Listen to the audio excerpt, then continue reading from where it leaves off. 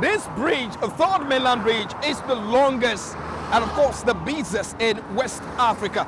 And it is the major link bridge to the island where most commercial activities take place. But in a matter of days from now, this bridge will be shut down to allow some repairs and inspections on it.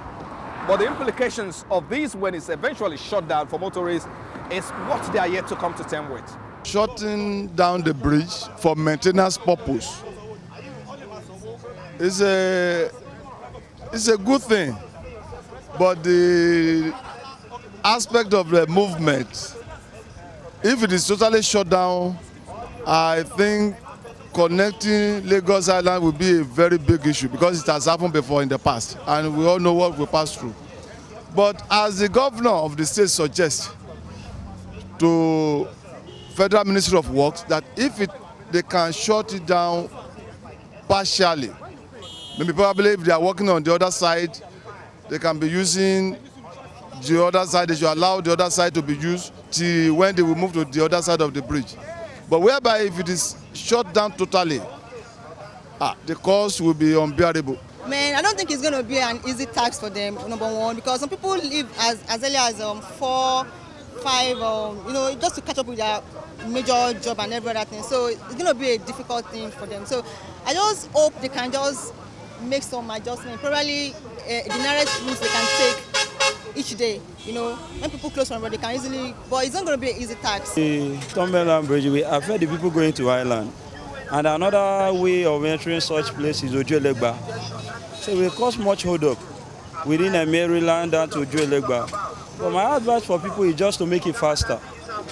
You understand? So, but if they can make it faster, it will be better. So I think the timing is very, very appropriate in the sense that it's coming shortly after Salah. People are still in the holiday mood. Some have traveled out of Lagos before they could come back the next week, would have done what we want to do. 2, the fact that students are on holiday, no school runs. So we just resent to people on essential services who can also park and ride. It's been over 30 years that the bridge was constructed with few records of maintenance carried out on it. The latest maintenance work is estimated to cost 18.87 billion as approved by the Federal Executive Council in May 2018.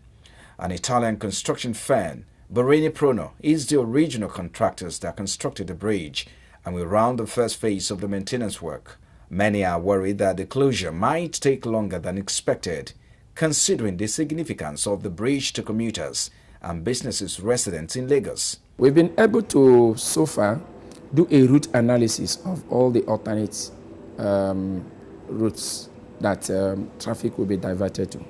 Let me say that it's going to be a total shutdown, not partial. It's going to be a total shutdown of Third Mainland Bridge. We're going to block off the traffic by the bifurcation of the road from Omalapeh axis, where it bifurcates, one going towards Oshodi-Apapa, then the other one continuing Third Mainland. At that point, we're going to cut it off, and all traffic will be diverted there for those coming through that axis. It's also going to be a total close-up by the Adeniji-Adele end too, so it's going to be total shutdown. But there is no need for panic for anybody.